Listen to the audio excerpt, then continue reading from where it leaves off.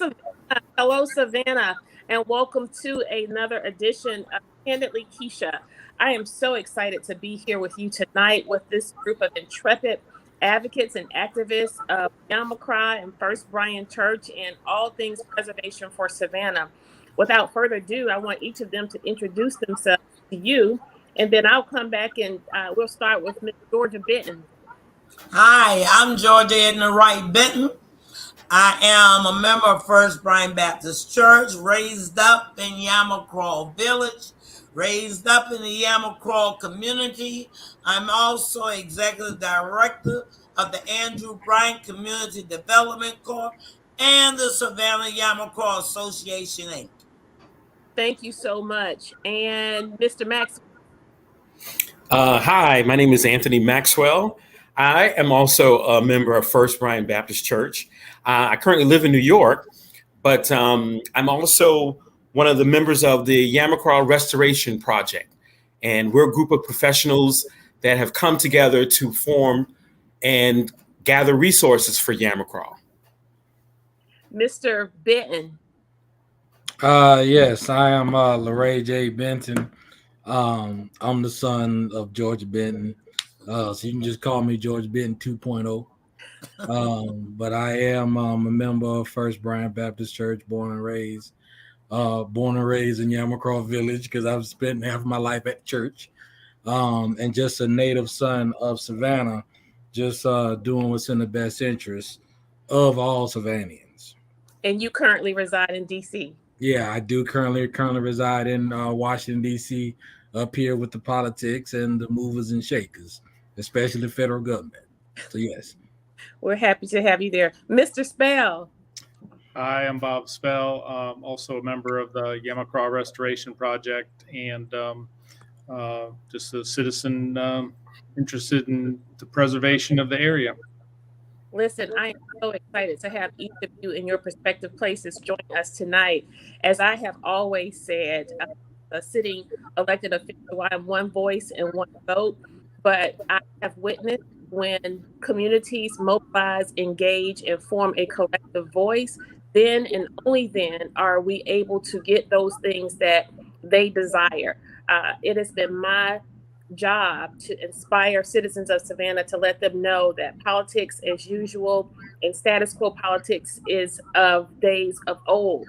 Today, we are serving an electorate and a constituency who are engaged, they're smart, they're plugged in, they're connected, and we have made room, like on this platform, to give them an opportunity to take their rightful place in government and take back their communities. So in the order of which you introduced yourselves tonight, I want to start the conversation with Miss Georgia Benton, who is a daughter of the Confederacy. Not only is she a daughter of the Confederacy, she is the first African-American from Savannah and from the state of Georgia. When we hear that, one would think that this is strange. We have an African-American woman who's a member of the Daughters of the Confederacy. Ms. Benton, take us to school there and then segue into your historical perspective with preserving First Brian Church. And if you're not speaking, mute yourself, please. Thank you. Okay.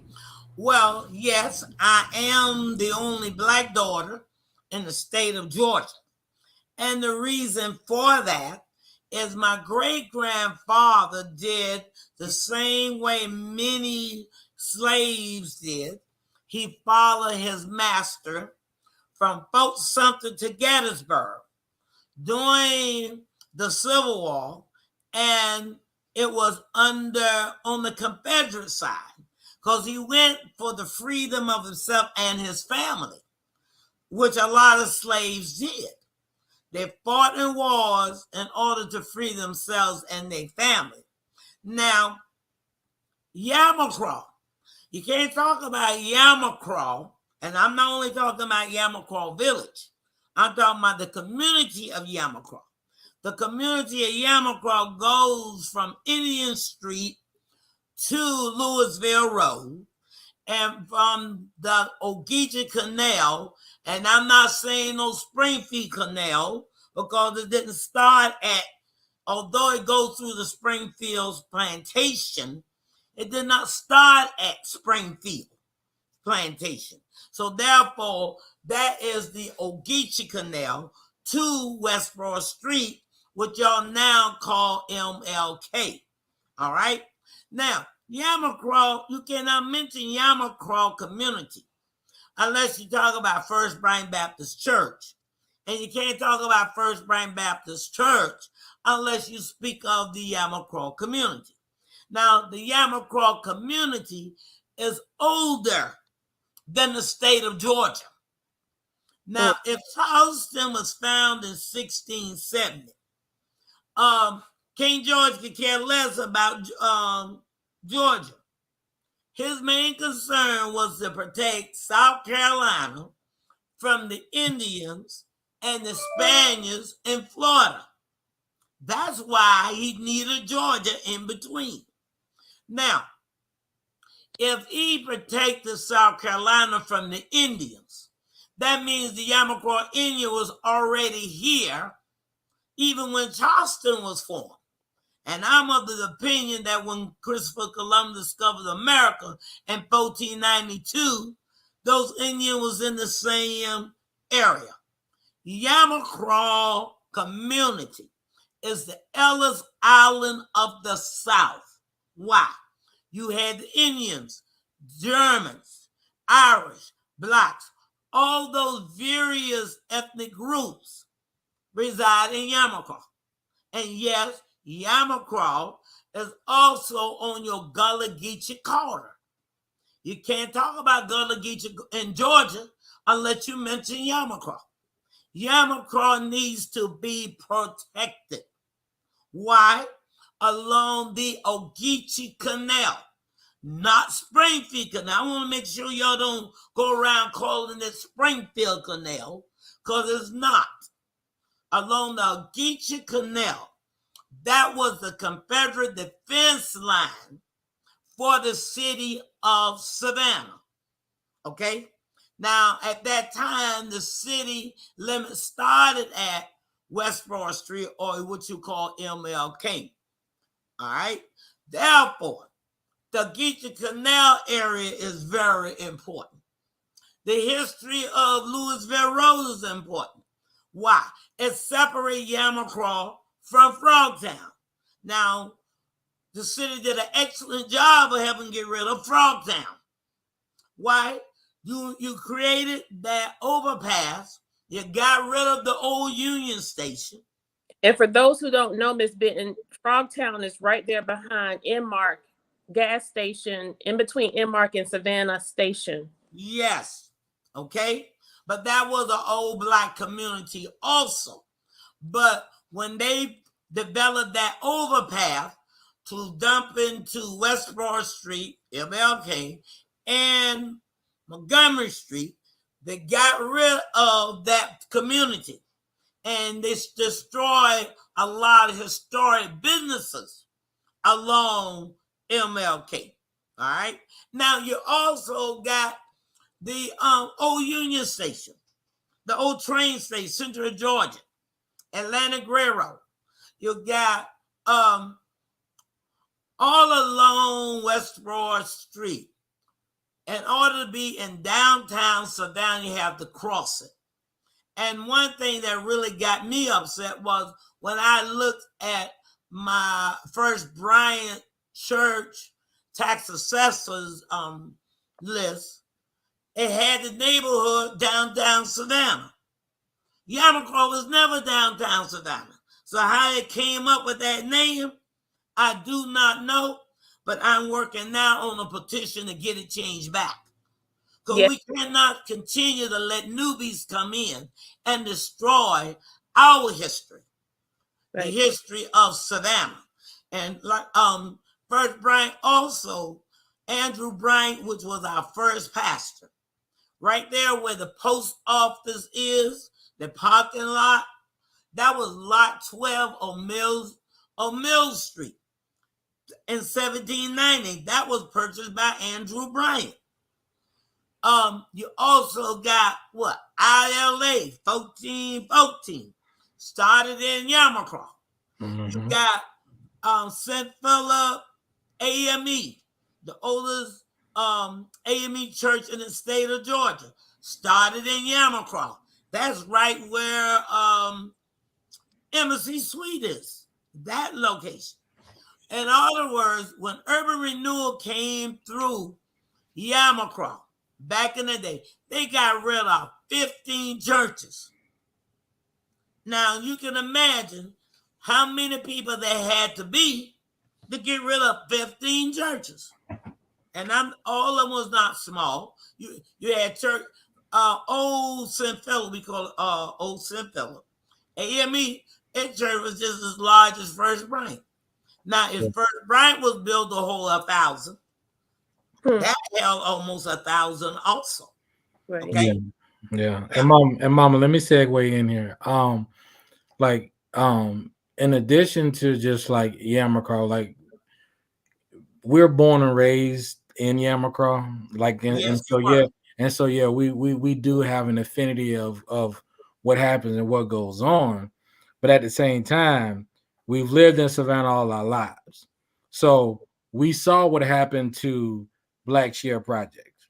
We saw what happened to Garden Homes, right? We saw what happened. We saw what happened to the Fairwood. Fairwood, Hitch Village. Like we saw over time exactly what happened, and honestly, I'm thankful and just blessed to have the knowledge to understand development. To whereas when Earlene Davis got on and started talking about Yamacraw, like it was a different fight. You know what I mean? Because now you coming into my backyard, right? Yeah, but Yamacraw is the oldest public project in the state of Georgia. Yep. Go ahead, Keith. Say that again. Yamacraw is the oldest public project in the state of Georgia. Yeah. Okay. And Mr. Benton, you mentioned Earlene Davis. She is the director of the Housing Authority. And I'm going to get back to you after Mr. Maxwell, who will kind of talk about essentially why we here, how we got here. And that's where Mr. Benton kind of stepped up to the plate with the efforts of collective efforts of you all.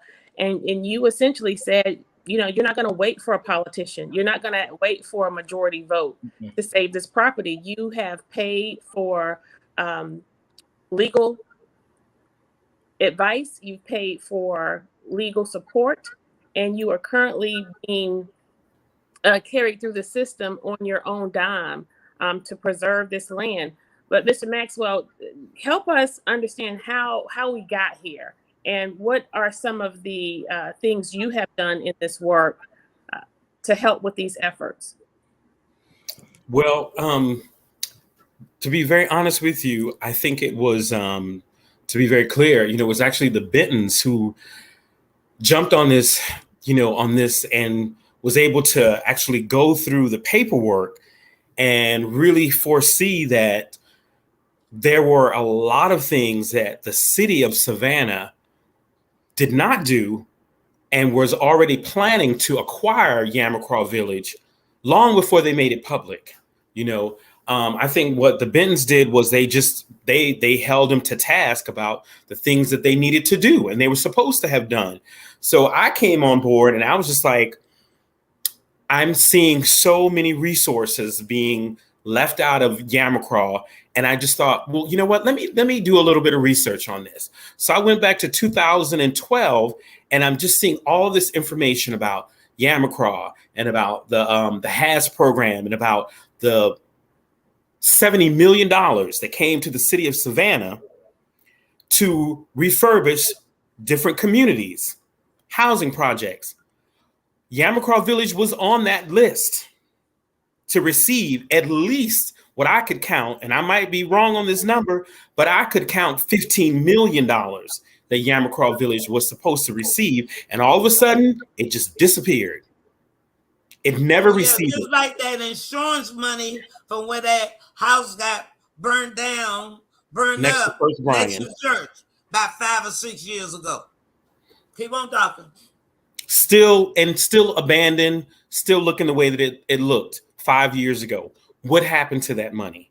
And so I'm just a regular person. I don't really consider myself to be as smart as some people. You know, the Bentons are very well read, but I literally got online and I said, something is not right, because each year that I would come home and spend several months in Savannah, I would say, why is Yamacraw looking so bad?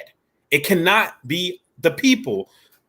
People kept blaming it on the people. I said, this cannot be. These people cannot be doing this kind of damage to this property. The sidewalks, the lack of pickup of trash, the vegetation. And they keeps mentioning that Yamacraw received the worst rating in the state of Georgia and as a housing project. Well, I believe that was by design, because the trash is never picked up. The park where we started the first registration project started right there in Yamacraw Square. And it started with Bob and Jerome Meadows and Jamal. And it was just astounding to me how lax the city of Savannah was towards anything having to do with Yamacraw. And it was done by design, simply because you can see the difference. And I promise you, when they decided, when we came in, we started talking about it, making it public notice about Yamacraw Square. Then all of a sudden, we reminded them, the city owns that square, so you have to do the same thing you do with the other squares. And then all of a sudden, just a week before we had our Christmas in Yamacraw with First Brian, all of a sudden things get done in the Yamacraw Square. They turn on the lights. There were no lights on. I watched them flip a switch, and I'm like, what in the heck is going on? And when you see within those walls, the walls are falling apart, because that belongs to the housing authority. But inside the park, we were able to get vegetation. We were able to get them to come and clean up and help the people within the community have a sense of, this is our park. But the city of Savannah just wasn't taking care of the area. And I believe that it was by design. Now, I really want to remind people that we're still missing millions of dollars that were supposed to come into Yamacraw. Where did the money go? And why was it taken off the plate as being one of the 4 housing projects that was supposed to receive that has money, that money coming from the federal government, and then all of a sudden it was taken off the list? And why? Why? 313 units were supposed to be revised in Yamacraw, and no one is saying what happened to the money. No one. So the Yamacraw Restoration Project, we just came in and just say, hey, look, we're a bunch of professionals. We have some resources, we have some know-how, we know a little bit, and we're going to pull all of our resources together to do things like, one, bring a food truck into Yamacraw. Yamacraw is a food desert. There are no grocery stores around there. So if you're a young mother with children, how are you going to get food for your children? You have to go way across town, way over there. Kroger's is the closest grocery store. And we said, well, then why don't we just bring a food truck in? Why don't we let 912 food truck come in and give the people food, let them use their food stamps if they need to. But the guy is a brilliant young man, business owner, and he came in and gave away groceries and allowed people to come in and utilize fresh fruits and vegetables. And we're thinking, this is such simple things that we can do to help, because we have resources. We just need to share them with the community. Yeah. And I want you to chime in there, Laray. I was going to have Bob go next, but Bob, your work is essentially parallel to a lot of what Anthony just described in terms of the condition of Yamacraw. You recognize the condition of the square. Let me go ahead and have him talk about that, Laray, because I want you and Miss Benton to kind of close us out with the legal piece. And then I want her to share with us more, because she made a comment about urban renewal and how that essentially has spurred a lot of this in terms of the interest in Yamacraw. We see that there's a lot of development and growth surrounding that property. And we know that Savannah is somewhat notorious for investment in hotels and entertainment zones and districts now. But Bob, you contacted Dr. Teray, I think is how the story went, when you noticed the square. Talk about that a little bit, and how we now call the square in large part because of what you saw there. You're Bob, you're on mute. Sorry about that. First of all, thank you for having us on. Appreciate you shining a light on this issue and this area of town. Yes, a friend of mine invited me to go on a African American history tour, and Dr. Toure was the guide. And so we went on his tour, and I learned a great deal about the Black history of Savannah that I had no idea before, and super rich history. But we came into the Yamacraw, it was called Art Park at that point in time, and it was shameful what I saw there. There was a fountain with no water in it. There was it was not operating properly. There was trash all over. The landscaping was awful. The concrete was all busted up. It was just, I just couldn't believe that this was supposedly the most recently added park to the city of Savannah. And so I just decided if I could do one thing, I would try to get the fountain working. So now we're coming up on 2 years later, and this little project has evolved, and I've learned a great deal along the way. I think that what Anthony's describing in the village, in Yamacraw Village, it sure seems to me like it's intentional, just to make it look so bad that nobody would argue with just grazing it and coming back in and allowing, like you're saying, hotels and other investments, just like we see all over Savannah. But the history that's there is unique. It's special. It has to be preserved. We see the history of Savannah preserved all over town. We see beautiful squares. We see statues, and this is an area, Yamacraw, that has got history, non-white history. Okay, and it's just as important as the history of Savannah. And so we're working on trying to bring some resources there and bring some attention to the area and bring some attention to the issue. But anyway, we have been successful in getting some of the artistic elements of the square refurbished, and we have a couple things left to be done, specifically relating to the concrete work that needs to be done to make the square presentable again. And then once we do that, there will be a rededication. But in March, City Council voted unanimously to officially change the name of Yamacraw Art Park to Yamacraw Square. So it will hopefully get the attention that the other squares get. The proof's in the pudding. We'll see. So far, I'm not holding my breath because we still got a lot of work to do to get the square rededicated. Can't even seem to finish the task here, but we're fighting to get it done. And so, Bob, so we still don't have a date for that dedication. We changed again.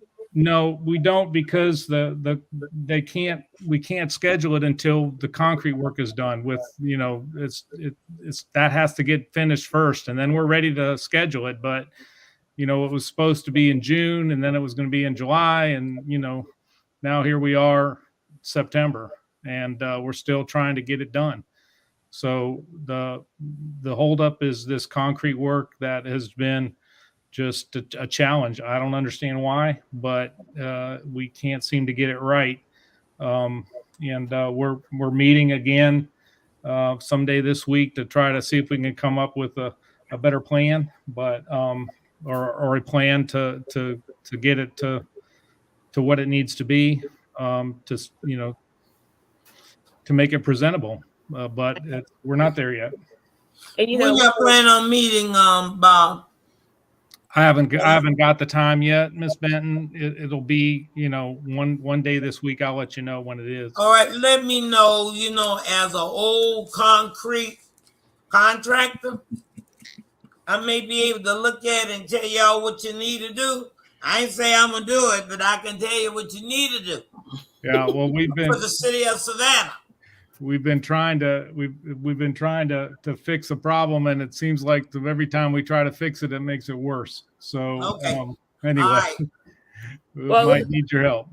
Bob, you mentioned we preserve a lot of properties and neighborhoods in Savannah, but it doesn't seem as if we preserve those communities that represent African Americans and African American culture.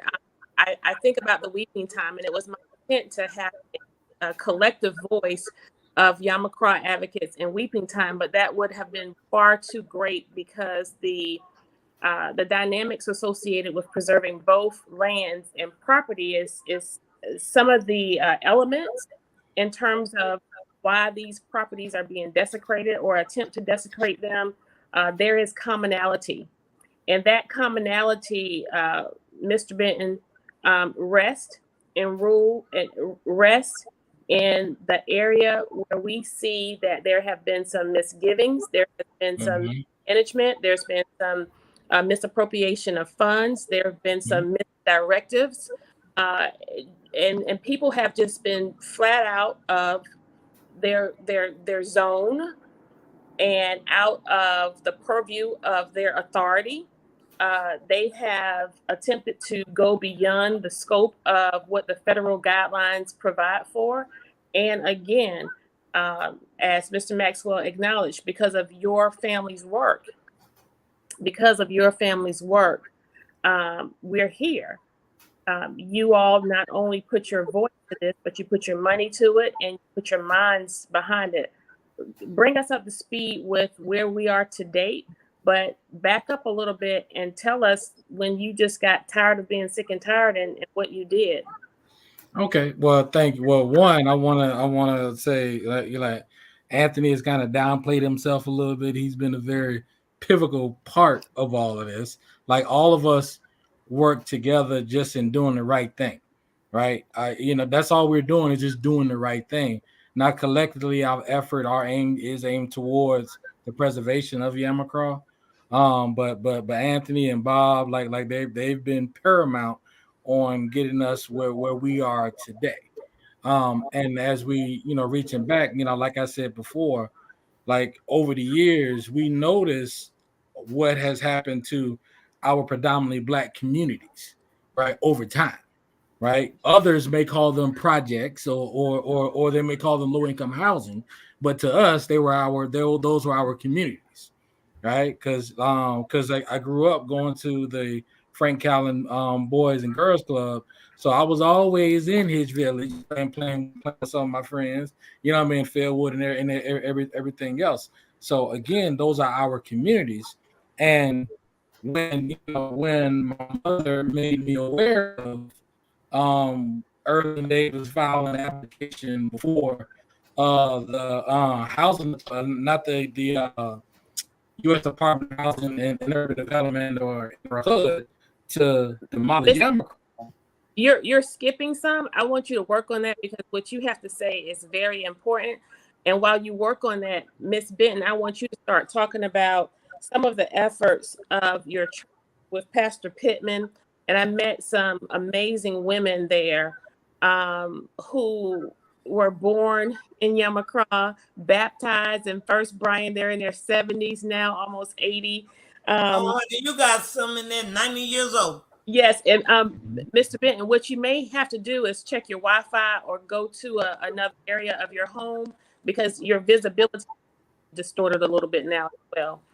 Go ahead, Miss Benton, and then we're going to let your son close us out. And then ultimately, I want you all to be thinking about this. I never want to present a problem without a solution, right?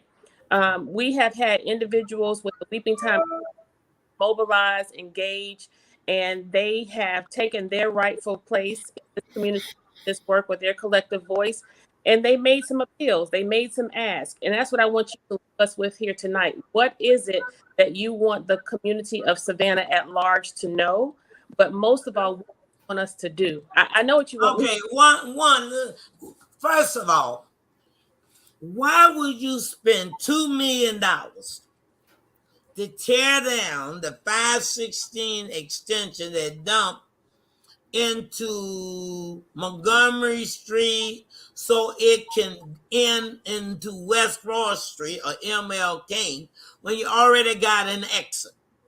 Why can't you take that money and help clean up Yamacraw? If you can collect the trash in downtown Savannah every day and clean it up, why can't you do it in Yamacraw Village? Okay? Now, there's a lot of improper things that were done under the Loach administration. Why is Yamacraw the only enterprise zone in Savannah? The only one. Yeah, I can explain that. There is something wrong with that. All right? And then you got stakeholders coming in, newbies, going to tell us what to do with our history. How you going to take our tax dollars to develop your business and then leave those who need the money out in the cold? Now, what I would like to see done is, one, the city of Savannah take some of that revenue they plan on tearing down 516 with and come in and help clean up the entire Yamacraw Village. Trash sits.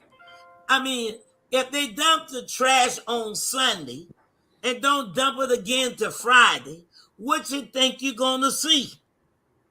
And you know what, Miss Benton?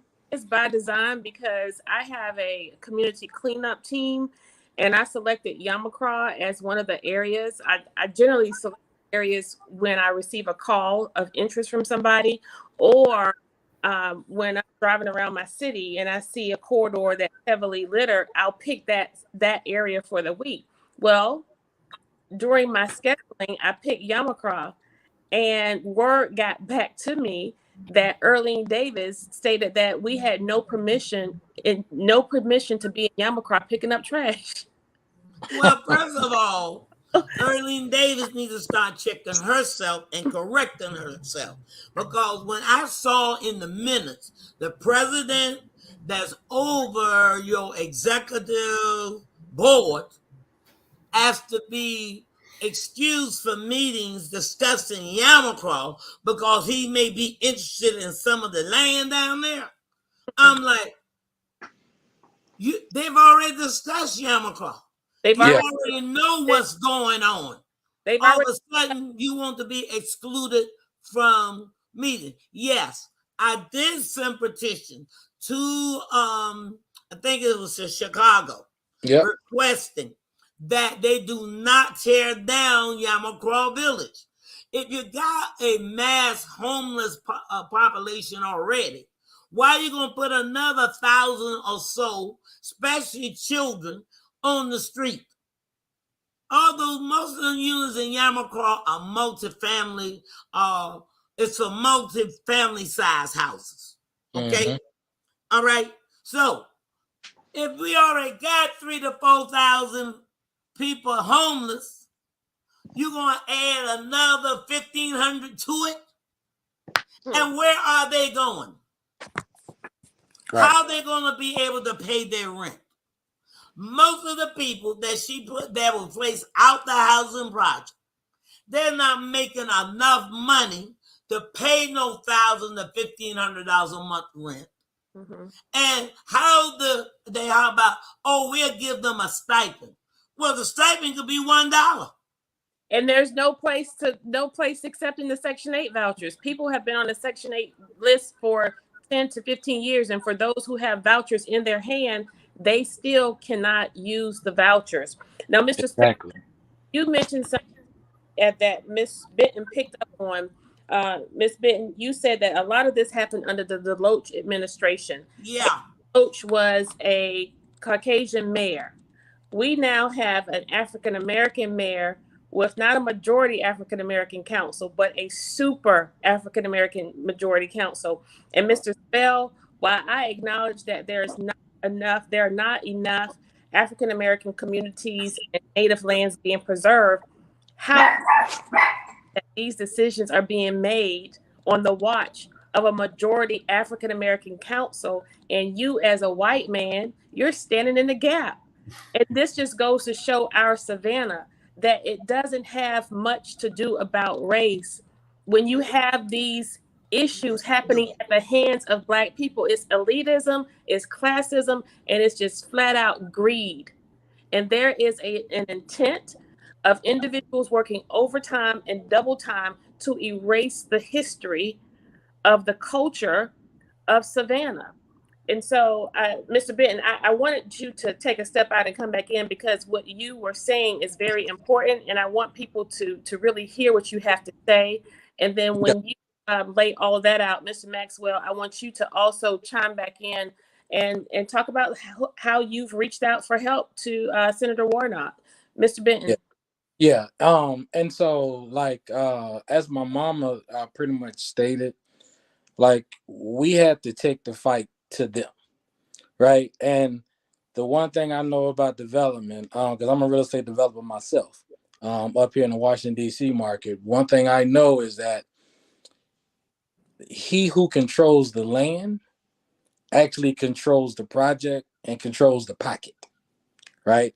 And so also, as a former federal government employee, and actually investigator, I knew that there were certain federal laws that everybody had to follow, but in particular, certain federal laws in regards to housing projects that Earlene Davis and the city of Savannah, and I say the city of Savannah because the Housing Authority of Savannah is not an independent entity. It's not.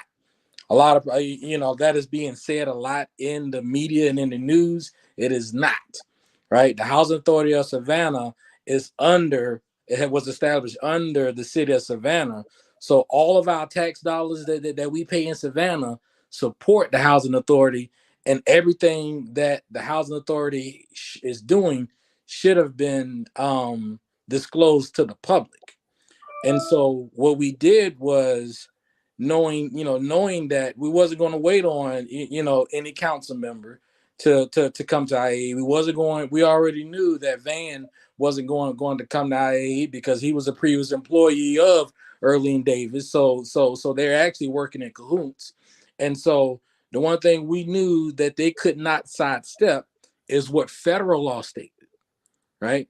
And that's when we went, and that's why I went into the Code of Federal Regulations, all right, chapter 38, and went into section 970-9, and I laid out to my mom and the church that, no, this is the federal regulations that the Housing Authority and any other public housing entity had to go through to actually, before they could demolish Yamacraw or any of the other ones.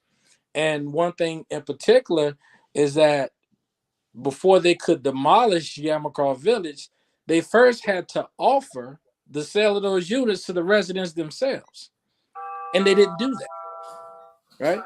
They also are supposed to offer the actual sale of all of Yamacraw to the nonprofit entities that are working and established in that community, which is only First Bryant Baptist Church, the Andrew Bryant CDC, and the Savannah Yamacraw Association. These are the only entities that actually have first option and first right of refusal according to federal law, right? And so that's what Earlene Davis and everyone else who has special interest in Yamacraw, they're not telling the general public because they didn't count on us knowing the law. They didn't count on us doing our research, right? And so that was the crux of me actually filing the initial appeal, right? To actually appeal the purported initial decision, right, of the housing authority to demolish Yamacraw. And that's when we started, prior to me even filing it in court, we made our appeals to the housing to HUD, saying that no, we oppose this as the members that are working in this community. And so once we filed the appeal, what we had to do was force them, right? We had to force the city and Erling Davis to follow the federal law, right? And so what I did was, once we filed that appeal, right? The appeal, you could only appeal the action that was previously taken, but that did not take away our legal causes of action in state court. And so therefore I also followed up, and I actually filed a notice of intent to sue, to whereas we served our notice of intent to sue on Van Johnson, on HUD, on Georgia Department of Community and Development, and also on to Erling Davis. We did that back this past May, because again, what that did was, now the state, the federal government, the city of Savannah, and now Erling Davis, in terms of the housing authority, have been put on notice that, hey, you intend to demolish Yamacraw Village, but you didn't consider how that would affect the church in terms of the structural history of the church, right? Those the stained glass windows and everything else. And so in our notice of intent to sue, it was valued at over $250 million, because again, it's double-sided. Yes, we appealed the decision of Erling Davis and Housing Authority to demolish Yamacraw, but then we also put you on notice that we still have our civil causes of action, right? Such as simple discrimination. See, many Why can you pick up? Yeah, go ahead on, baby. Many people do not realize First Bryant does not sit on a slab. Okay, it sits on brick pillows, and those pillows been there over since 1883. Over almost 200 years. All right. Yes. Now the church is over 200 years. So and a lot of the wood that they used was from the first church. Right. Okay. But anyway, continue, right? Yeah. With the way the church is on those structures, demolition of the surrounding properties, Yamacraw, Mr. Would damage it. Could damage or pose some the impact of the structures of the village structure falling around it could definitely damage the foundation of the church. And one thing to add to that is that that area where Yamacraw Village has recently been rezoned, right? And it's been rezoned for multi-story buildings. So we're talking about tall buildings being allowed from a zoning perspective. 17 stories plus. Say that again? Maybe 17 buildings? I say 17. 17 stories plus, because the new SCAD dorm right there on the water. Not that area. If you look at the zone, I'm sorry, go ahead, Ms. Benton. Go on, Bob, because you looked at MPC zoning. Yeah, so the zoning has already happened. Well, why would that have happened? And then going back to what Ms. Benton said about an enterprise zone, that whole area has been set aside as an enterprise zone where people can get matching funds, and there's all sorts of incentives for redeveloping that land there. And so there's a whole bunch of people that are already just chomping at the bit to get in there. Mm-hmm. And so another piece that's parallel to that, and Mr. Benton, you can talk about this a little bit, and Mr. Maxwell may have something to say about it as well. This is related to a comment, Ms. Benton, on my Facebook page, where I posted your videos. And if you have the chance, really and truly, I want all of Savannah City, citizens of Savannah, regardless of your racial background, your whatever, if you are a human, if you are a Savannian, you have to take these tours. We have to know this beautiful place with this amazing culture. Miss Georgia Benton, Dr. Jamal Teray, Pat Gunn, Vonette Gould, and Johnny Brown, just to name a few, are amazing, amazing, amazing tour guides. There's no reason for us to not have taken these tours. Consider giving your friends and family members as a gift for Christmas or a birthday present. Fascinating stuff. But the comment on my page was, after about 3 or 4 of Miss Benton's videos, this guy says, "What about Indigenous people? That's the story. I'm sorry, that's also history." Mm-hmm. Just earlier than your talking point, gentrification will happen, like it or not. And so we also have, you've done your homework. We know about the Indigenous people. Mhm. And guess what? The Indigenous people matter a lot. Native Americans are big in this preservation effort. Mr. Benton, tell us why. And we cut you off a little bit, so go back and capture those other nuggets as well. Okay, no, like they are important, right? And here's the thing.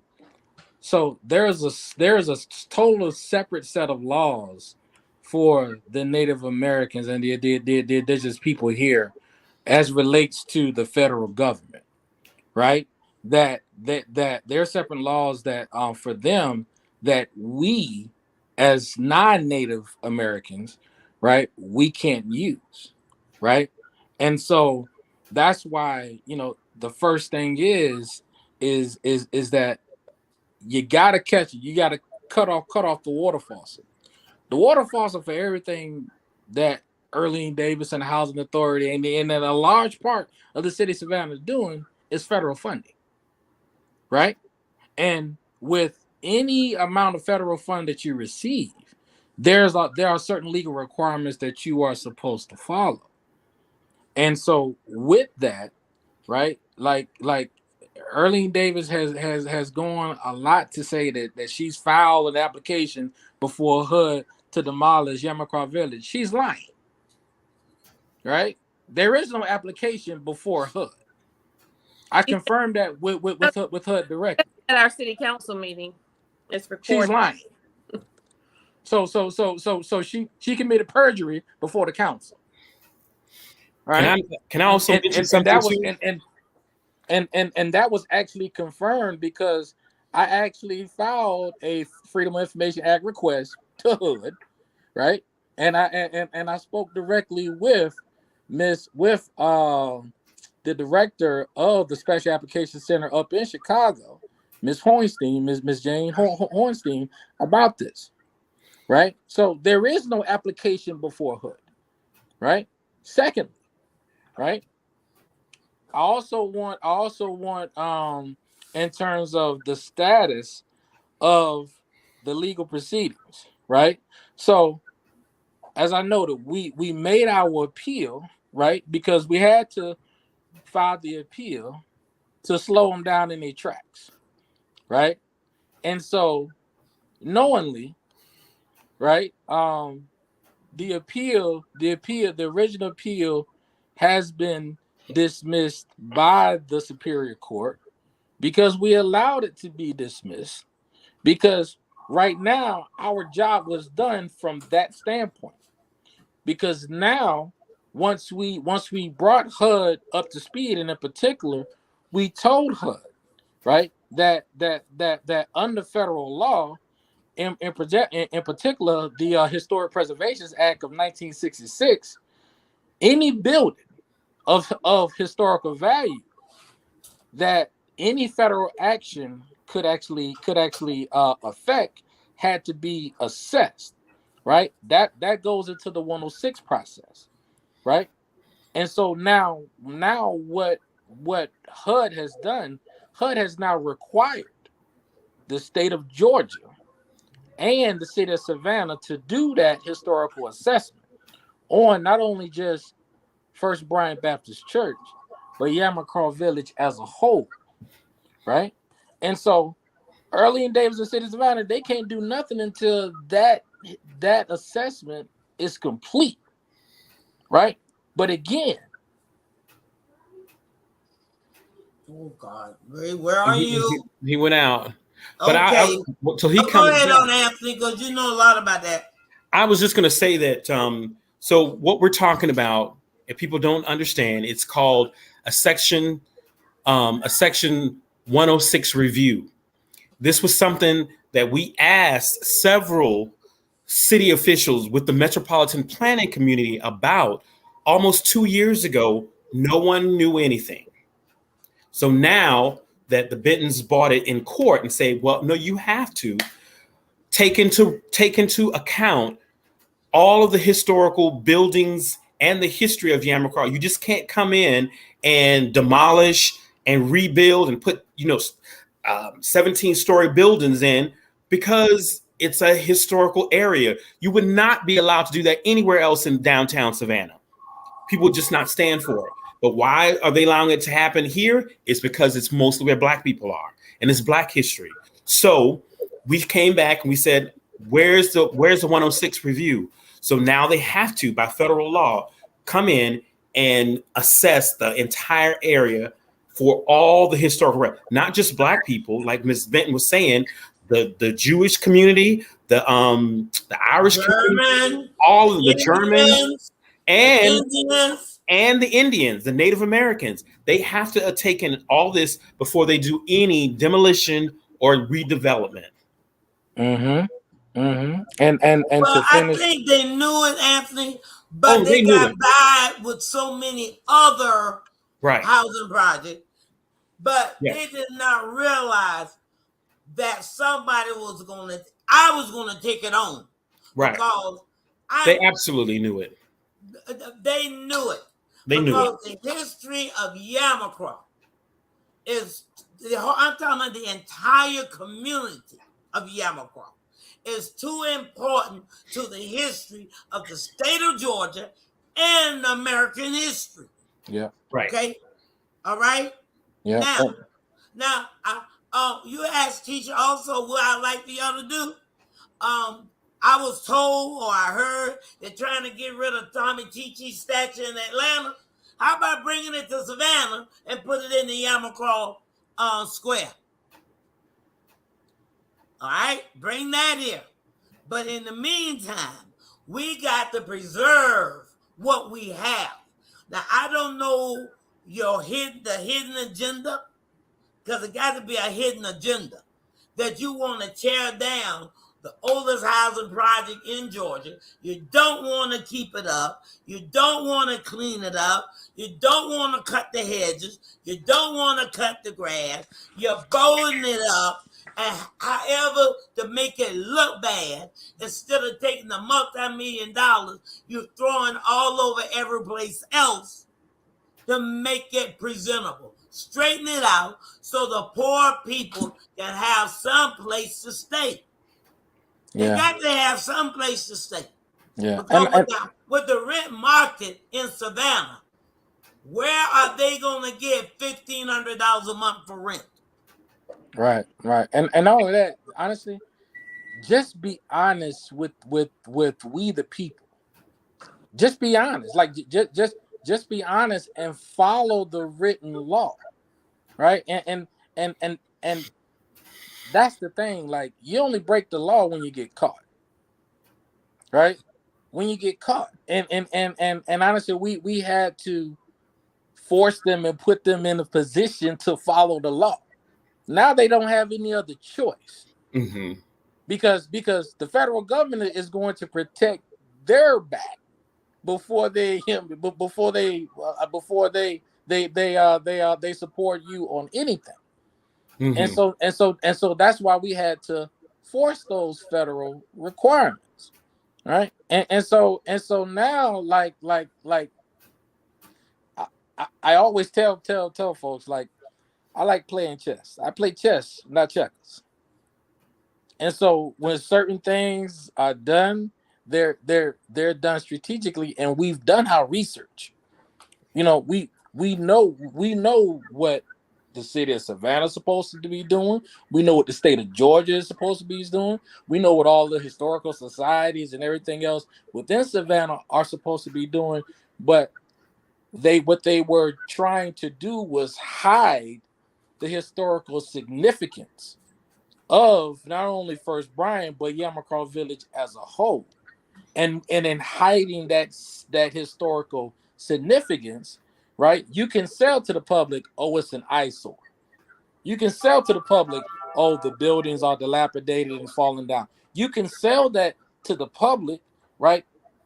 For those that one are uneducated about what's really going on, right? Or two, for those to actually support those who actually already have special interest in Yamacraw, right? Because I'm going to tell you, that like they've already she already has a selected developer for Yamacraw, which again is illegal because the city of Savannah yourself, you can't do nothing without Yamacraw without first offering it to First Bryan Baptist Church, the First Bryan, the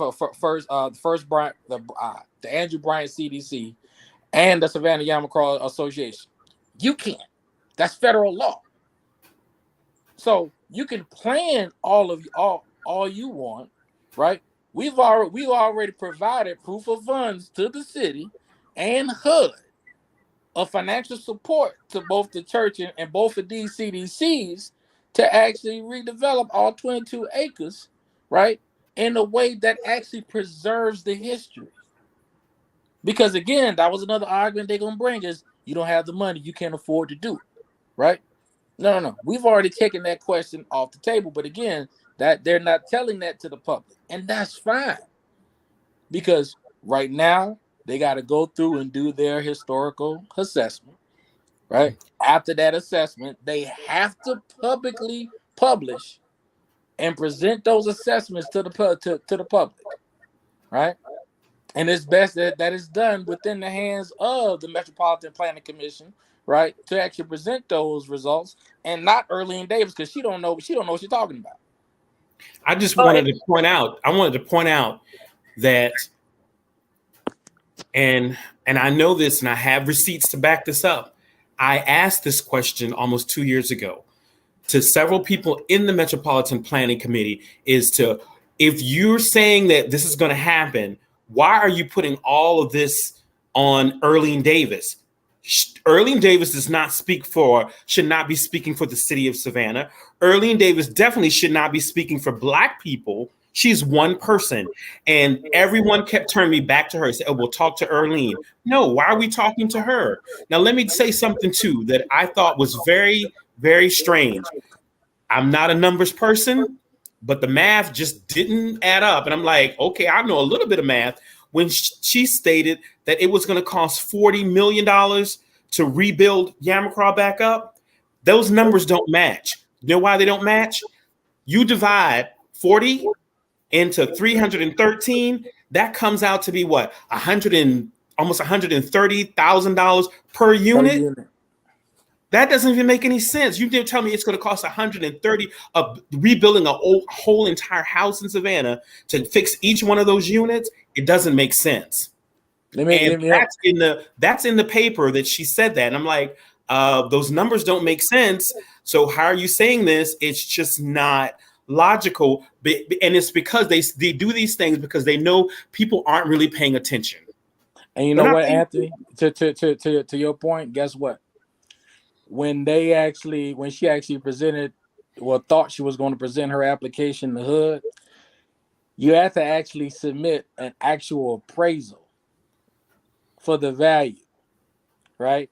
And you have to actually put a value of what the low income value is, right? So you got to put what the low value is and what the after developed value is, right?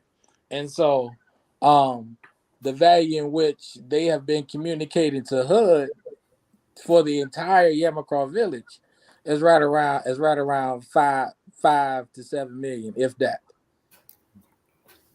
Wow. So And we and that's the game that they play, especially when you're dealing with federal regulators, right?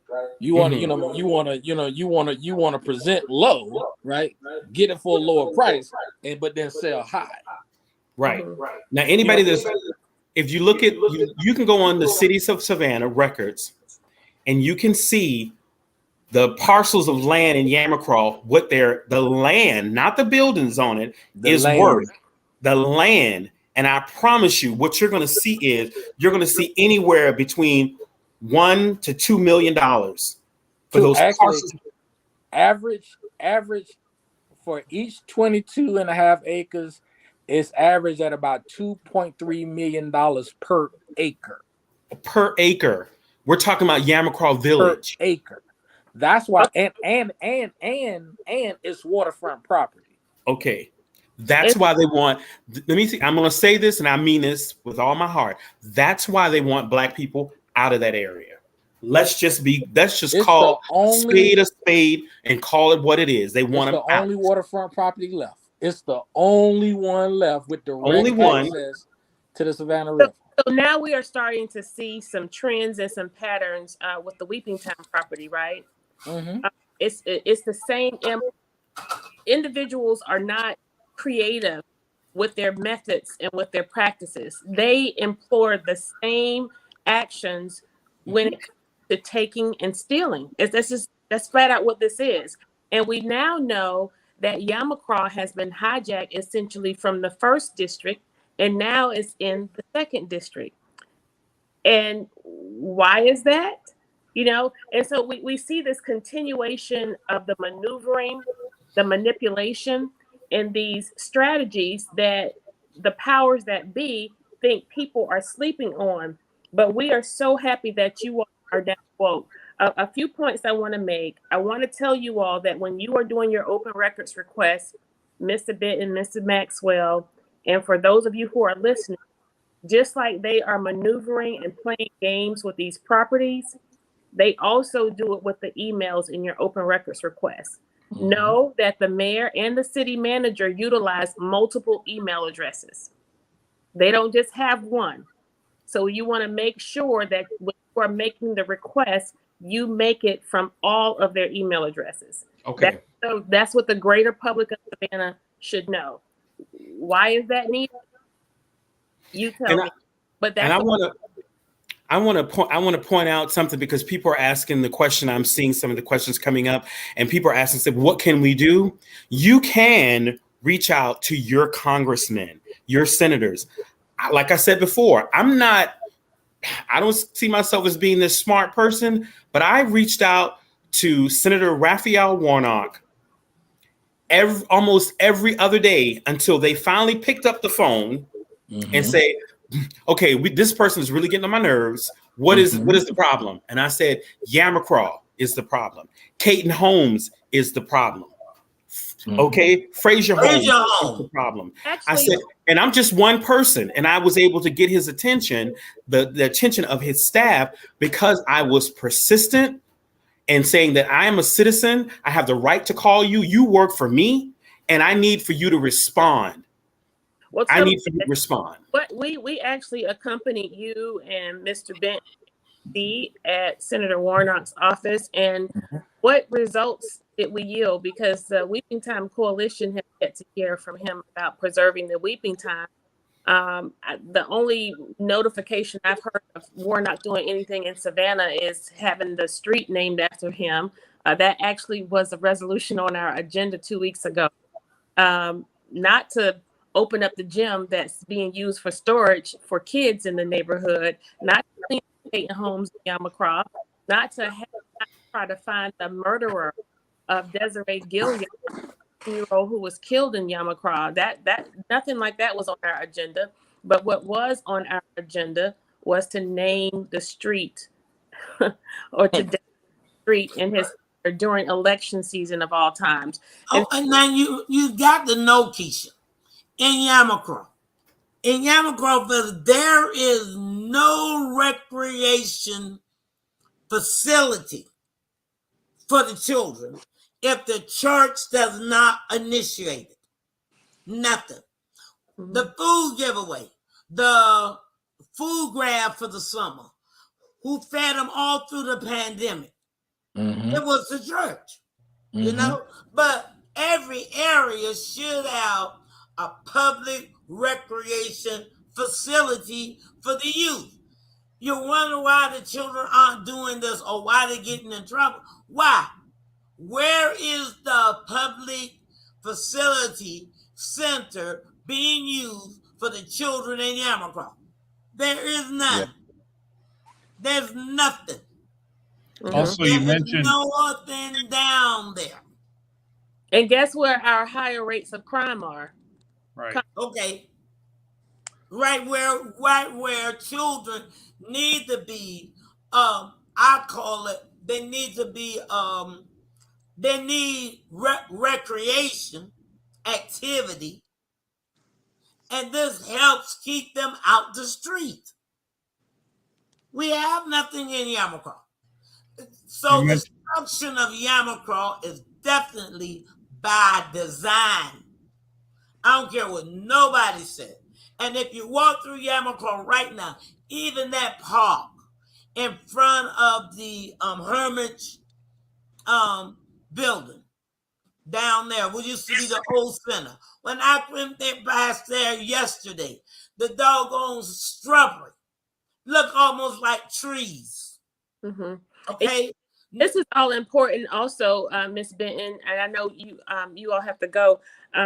Mr. Benton, we've talked about T-SPLOS, we've talked about loss, we've talked about the millage rate, and when we have you back again, we want to talk about a lot of what Miss Benton just laid out. All of these taxes are essentially supposed to be paying for that, but we keep raising taxes on citizens, spending money on things we don't need with money we don't have. Mhm. Expecting people to be happy about it. In the previous year, the millage rate, we did not roll back the rate. And when I say we, I want everyone to recognize that myself, Alderwoman Bryant Lanier of the First, and Alderwoman Alicia Miller Blakely, post 2 at large Alderwomen, are the 3 individuals on this council who have voted to support these efforts. And while we are a part of the system, we are not of the system. And we are inclined to use our platforms, our voices, and our votes. We will lend each of those to these efforts, from the Weeping Time to Yamacraw to the West Chatham corridors. It is all about preserving and saving the land, anti-taxing, taxation. We do not want to tax individuals when we have this level of taking going on in our community. Ms. Benton, I cut you off, but I want to give you the final say, and we're gonna come back again because this is far too important for just an hour. But I want to thank you all for joining in. Well, I would like for all the citizens, if you're a real historian, you need to stand up and stop allowing newbies coming in and controlling the history of our community. This is our community, okay? And I would like for everybody, whatever voice you got, contact MPC, contact the city of Savannah, and let them know. No, don't destroy Yamacraw Village. Do not destroy Yamacraw. We got to be in those meetings to let them know. We don't need no building that's going to overshadow the church. What do we need with a 6-story building standing in front of First Bryan Baptist Church? We don't need that. Okay? We need to protect what we have. And I see something about the Canal District. You can call it what you want to, but that's not a Canal District. That's Yamacraw. That's Yamacraw community. The canal is known as Ogeechee Canal. All right? If it was the Ogeechee Canal during the Civil War, how all of a sudden it got to be Springfield? Come on now. Come on, Mr. Okay? No. The answer to that is no. Don't change our history to suit your financial needs. Bottom line. Amen. That's bottom line. That's it. And y'all don't know how much I appreciate Bob. Bob has such a clean eye for aesthetics. You know, and I appreciate him standing up. All right. We need more people like Bob, Anthony all the way in New York, standing up. And yes, he will travel to Savannah. My son Laray is in Washington, D.C. All right? He will travel to Savannah. And I'm giving them head. Saw me in the struggle. I was fighting. I said, she will not tear down Yamacraw Village. We got to preserve our Yamacraw community. All of it. We got to preserve from the Ogeechee Canal, not Springfield. I'm correcting them folks at MPC and all the rest of them. We got to preserve from the Ogeechee Canal to Westboro Street and from Indian Street to Louisville Road. That is Yamacraw. We do not want Yamacraw to look like Frogtown. Now, the city wasting money doing this, doing that. Spend some money in Yamacraw. Get that community back together. All right? SCAD don't own everything. You may have taken away some of the history, yes, but they don't own it. That history belongs to the people of Georgia, not just one group of people. I may not have no money, but if God allowed David to take down Goliath, I'm quite sure he'll give me the strength, the direction, and the understanding to take down whatever is necessary to preserve the Yamacraw community. Thank you, Jesus. She just gave me life. You just gave me life. I have more to say, but I can't. I can't say anything more, but I will be remiss if I did not acknowledge the life and the work of our lost officer, Reginald Brandon. Blessings to and that's something we've been complaining about in Port Wentworth. Them doggone trucks and warehouses. That's another story. They ain't got nothing to do with Savannah. Yeah, Mama, that's for another day. That's another day. That's another day. We're gonna come back, but I want to say blessings to the Brandon family, blessings and peace to our department, and blessings to the community of Savannah. We have to do more. We have to get our officers rest. We have to get them help. We're down over 100 police officers, and we are working Savannah's finest to like dogs. And so we want to keep our department in prayer. We also learned tonight that a 1 or 2 year old was shot over on the east side. So lots going on in the city, but we have a lot of good things happening as well. Let's focus on that. Pray for those who are not so fortunate.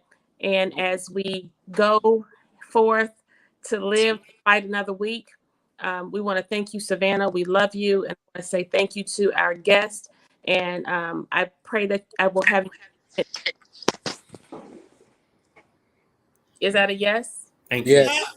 Yes. Yes. Good night, Savannah. And stand up for your community. Yes.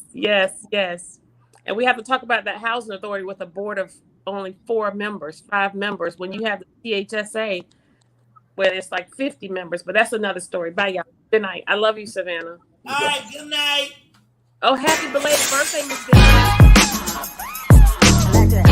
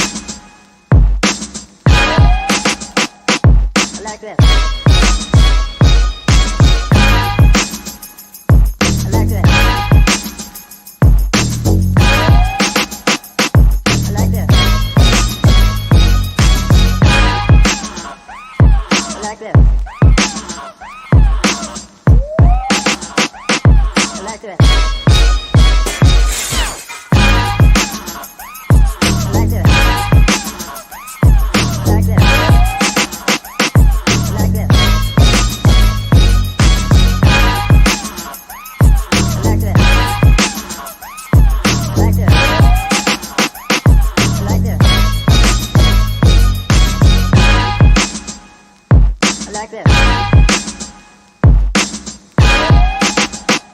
I like this.